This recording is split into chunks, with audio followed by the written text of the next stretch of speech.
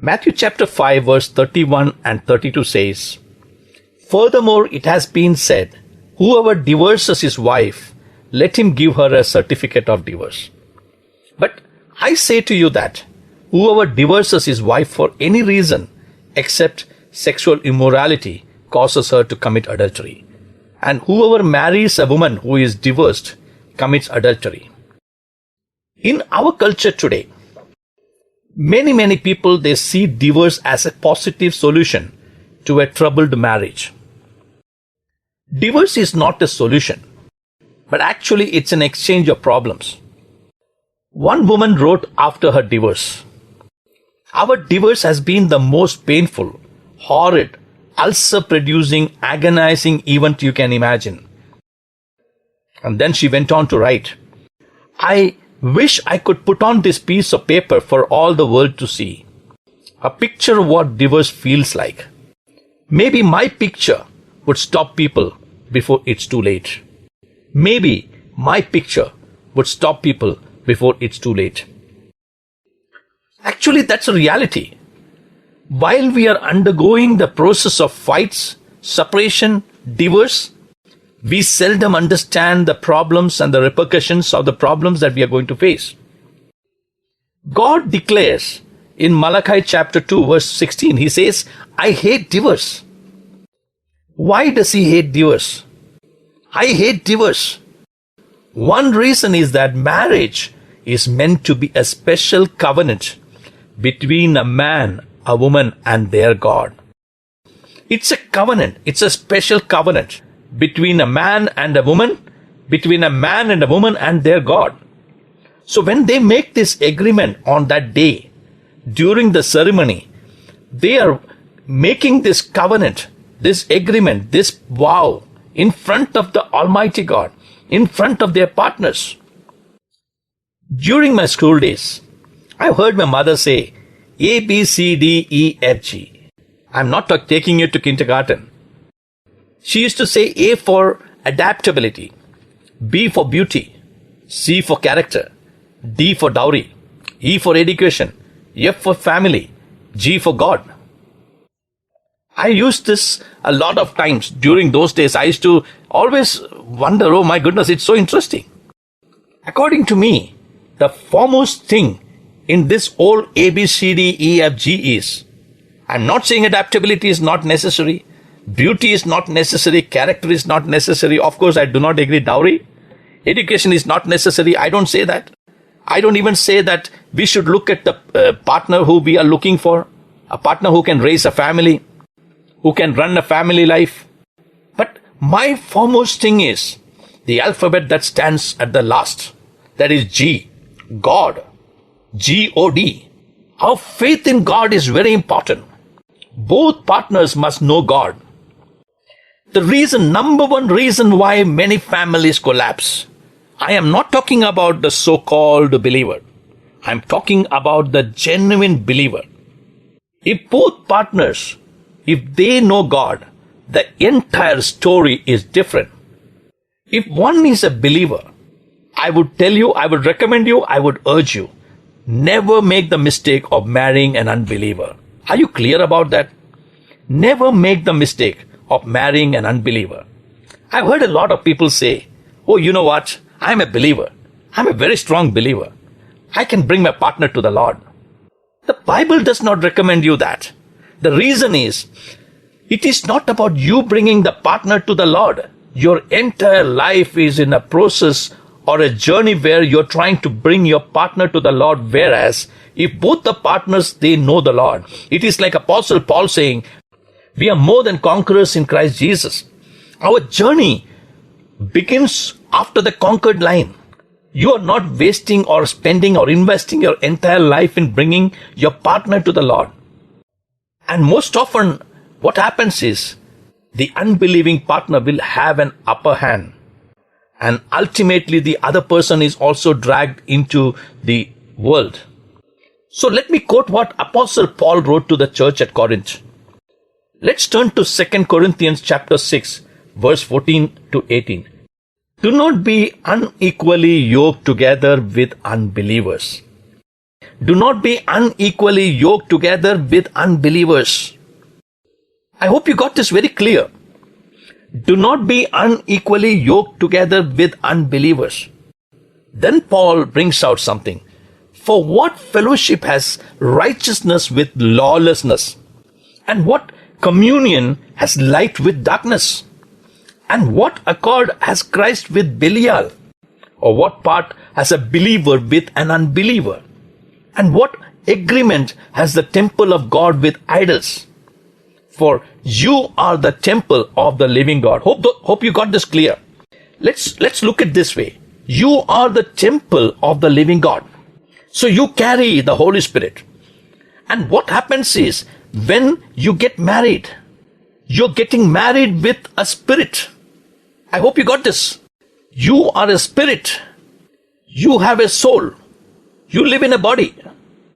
When you get married, and live with somebody, you are living primarily, even though the body is present, you're actually getting yoked with a spirit. So that is why Paul is connecting here. Do not be unequally yoked together with unbelievers. For what fellowship has with righteousness with lawlessness? For what communion has light with darkness? And what accord has Christ with Belial? Or what part has a believer with an unbeliever? And what agreement has the temple of God with idols? So many questions. I don't know how much we understand this part. Instead of looking at this most important aspect, you can see a lot of people have got married with focus on B, that is beauty, with focus on dowry, which is D, with focus on education, with focus on even wealth. But they have forgotten that part G. I know people who even chatted with their partner or their fiancé for months.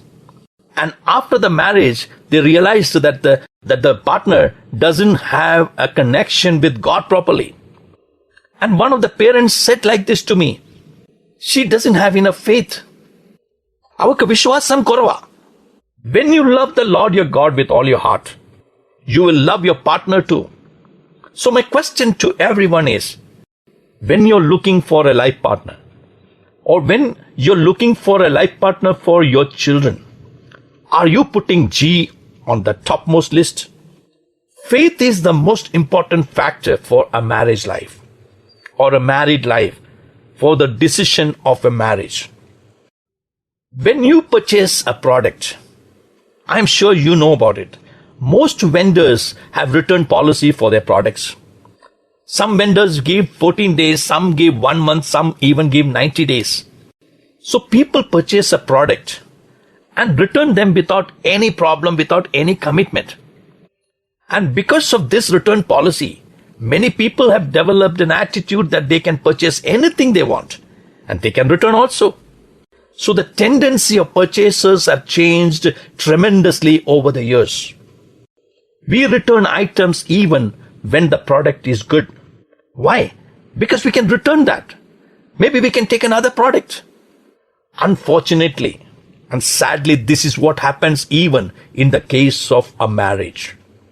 People date for years. The world has introduced a return policy in the married life now, in the relationship. So without making a firm decision, they keep trying. They keep trying. If this doesn't work, let me try another one. If that doesn't work, let me try another one. No questions asked. No reasons need to be given. A person referred about her son. I am very proud of him. Actually, the son was sitting next to this woman. And this person knows the Bible very well. I know that her son was not married. And he was living with a woman and even has a child in that relationship. So I took an opportunity. I took this woman aside and asked her a question. Are you seriously proud about your son? Yes, I am. I asked her, you love the Lord, right? You know the Bible, right? You know the Word of God, right? She said, obviously. I said, let me ask you one question. Would you mind if I ask you this question? This is very personal, but I need to ask you because It's related to the Word of God. I asked her a question, is your son married? So this woman responded, no, they are getting married next year. For your information, they are still not married. They have a child. Next year, which she has referred, is almost gone now because we are in the month of December 2020. There are many people who are proud of such activities, who don't even care about such relationships. I do not know what you think about this, but I do not approve such relationships. Let me tell you that any covenant, including the marriage covenant, is a binding and is a weighty obligation. If you look at Proverbs chapter 20 verse 25, it's written like this: don't trap yourself by making a rash promise to God and only later counting the cost. We are very rash in our commitment. I agree. I decide. And then we end up in a terrible life. Deuteronomy chapter 23 verse 23 says, that which has gone from your lips, you shall keep and perform. Now you look at the next part, verse 23. For you voluntarily vowed to the Lord your God what you have promised with your mouth. It's not a careful commitment that you make to your partner. Jesus said that every careless word that men shall speak, they shall render account for it in the day of judgment. I know our topic is adultery. Our topic is divorce. But what about the basics here? Before even we look at adultery, before even we look at divorce and separation, we need to understand how a tree can bear good fruit if the root itself is questionable. We enter into a relationship with a return policy mentality. We enter into a relationship with a minus God mentality. We enter into a relationship with a career-oriented mentality. So let's try a relationship for some time. If one fails, we can try another one. I know even a case in Canada. And I went to their house. And the father was telling, my daughter is in terrible state. Why? The boy got married with this girl because he wanted to become a PR of Canada. After he got the PR document, he said, I haven't ever loved you. I got married with you because I wanted to become a PR of Canada. The root is an issue, my friends. The root is an issue. If your focus while you got married was wrong, your product will definitely be not the right one. So before we even go in further, I want you to take few moments and talk to the Holy Spirit. God, if I am facing any problem in my life, I confess that it is because I have lost my focus initially. My vision was blurred. I focused on too many other things except you. Lord, there is a big spelling mistake in my life. I want you to help me, O God. I want you to bless me, O God. I confess that I have sinned against you. God, help me to get back to my relationship. Because we end up trying many partners and many people in the life. Many end up in wounds, hurts, bitterness. Even the serenity of marriage is not maintained and it has become a laughing stock. That's why many times when you tell people that I'm married for 30 plus years, they just raise their eyebrows and look at you. Oh, is it 30 years?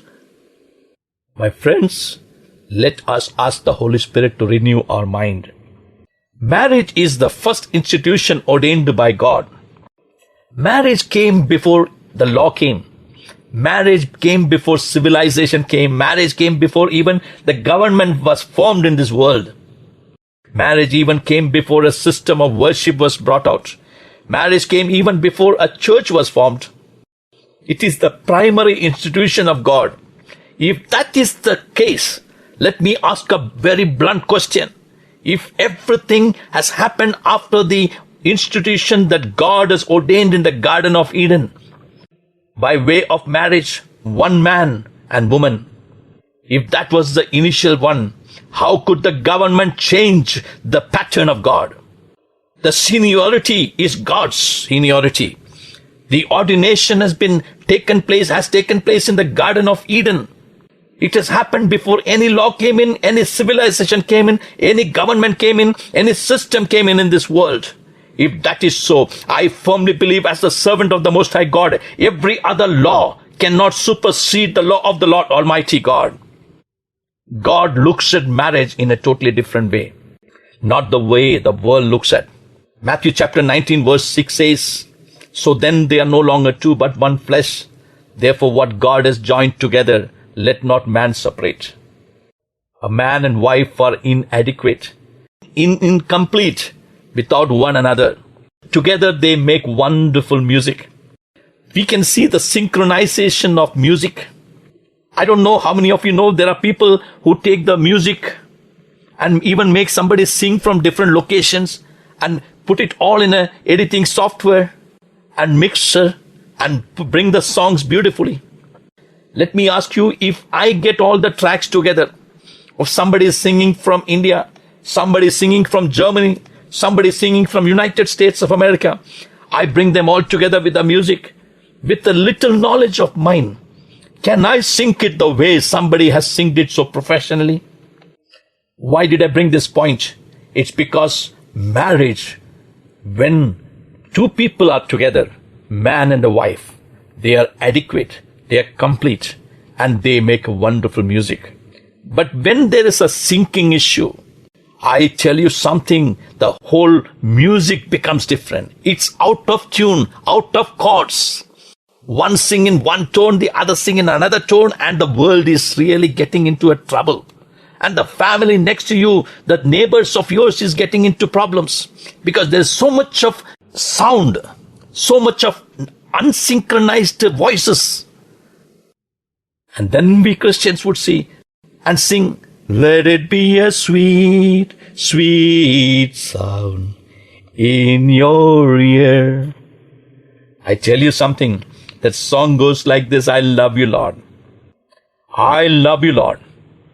With that love of God, you look at your partner and you say, "Let it be a sweet, sweet sound in your ear."